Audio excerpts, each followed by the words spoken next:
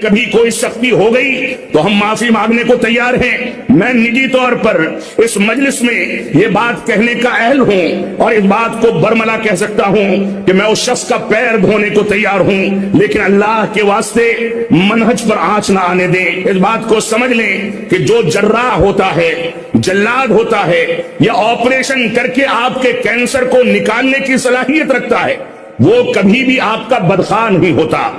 اگر آپ پر کسی نے سخت کلامی کی ہے، آپ کے اوپر کسی نے تردید کی ہے، کسی نے جرح کی ہے، کسی کی فکر کے بارے میں کسی نے تردید کر کے تنقید کی ہے کہ فلاں فکر ہمارے معاشرے کے لیے، سلفی منہج کے لیے نقصان دہ ہو سکتی ہے، تو بجائے اس کے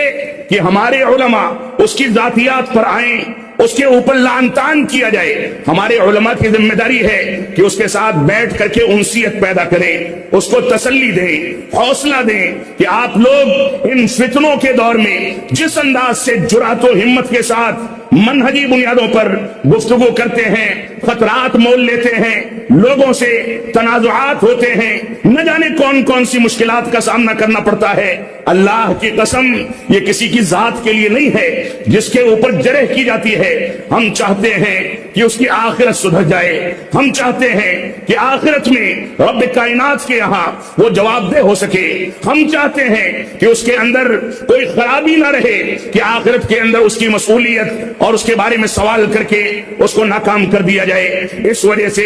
ایسے لوگوں کو خیر خواہ سمجھا جائے، اور اگر کبھی کوئی سختی ہو گئی تو ہم معافی مانگنے کو تیار ہیں۔ میں نجی طور پر اس مجلس میں یہ بات کہنے کا اہل ہوں اور اس بات کو برملا کہہ سکتا ہوں کہ میں اس شخص کا پیر دھونے کو تیار ہوں، لیکن اللہ کے واسطے منہج پر آنچ نہ آنے دیں۔ یہ منہجی غیرت اگر آپ کے اندر رہے گی تو سلفیت زندہ رہے گی۔ یہ منہجی غیرت اگر آپ کے اندر پیدا رہے گی تو آپ دیکھیں گے کہ آپ کی مسجدیں آباد رہیں گی، لیکن ان مسجدوں میں جن مسجدوں کو جماعت اہل حدیث کے سرمایے سے تعمیر کیا جاتا ہے، انہی مسجدوں کے اندر سروریت و اخوانیت کے جراثیم جس انداز سے گھستے چلے جا رہے ہیں، آپ ایمانداری سے جواب دیں، کیا علماء اور ائمہ اس سلسلے میں حساس ہیں، اپنی ذمہ داریاں محسوس کرتے ہیں، نہیں کرتے ہیں؟ اس کا احتساب آپ کو رات کی تاریکی میں اپنے رب کے سامنے اپنی گریبان میں جھانک کر کے کرنا چاہیے۔